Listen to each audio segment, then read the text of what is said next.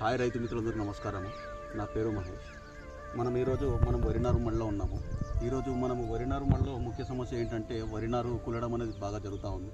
ఇదందరూ కూడా ప్రతి రైతుకు కూడా తెలిసిన విషయమే. ఈ వరి నారు ఎందుకు కుల్లుతుంది అంటే ఇప్పుడు మనకు ఏదైతే మనకు డిసెంబర్ జనవరి కాలంలో మనకు మంచు అధికంగా కురుస్తూ ఉంటుంది కదా. ఈ మంచు అధికంగా కురవడం వల్ల ఏంటంటే పైన ఉన్న వరి సన్నటి పిలకల పైన పడి దాని లోపలికి మంచునీరు అనేది వెళ్ళి అది బాగా చల్లదనంగా ఉండడం వల్ల ఏంటంటే మొక్క అనేది సరిగా ఉష్ణోగ్రతకి తట్టుకోలేక మొక్కకు వచ్చే ఒక తెగులు అనేది వస్తూ ఉంటుంది అన్నమాట.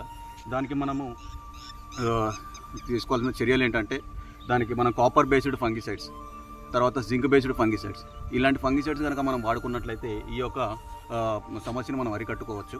ప్రతి రైతు కూడా కాపర్ కానీ జింక్ బేస్డ్ ఫంగిసైడ్స్ని ప్రతి రైతు కూడా ఇసుకలో కానీ లేదంటే పిచికారి కానీ చేసుకోవాల్సిందిగా రిక్వెస్ట్ చేస్తూ ఉన్నాను. ఇంకోటి మీకు కావాల్సిన ఫంగిసైడ్స్ ఏవైతే ఉన్నాయో అవన్నీ కూడా మీకు కింద నేను పెడతాను, చూసుకోండి.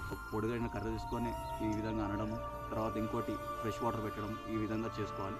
తర్వాత ఏంటంటే వరి నారు ట్రాన్స్ప్లాంటేషన్, ఏది నాటు వేసే అప్పుడు 25 నుంచి 35 రోజుల మధ్యలో నాటు వేయాలి. తర్వాత ఇంకోటి ఏంటంటే నాటు వేసే ఒక 3 నుంచి 5 రోజుల మధ్యలో ఏంటంటే ప్రతి రైతు కూడా మొగి పురుగుకి సంబంధించిన ఒక పురుగు మందు, తర్వాత ఒక తెగులు మందు, ఈ రెండు కొట్టుకోవడం వల్ల ఏమైందంటే మనం నాటు వేసిన తర్వాత ఎలాంటి మొగి పురుగుకు సంబంధించిన పిచికారి మందులు, తర్వాత మరియు తెగులు మందులు కూడా మనము కొద్దిగా కంట్రోల్ చేసుకోవచ్చు తక్కువ డేస్లో.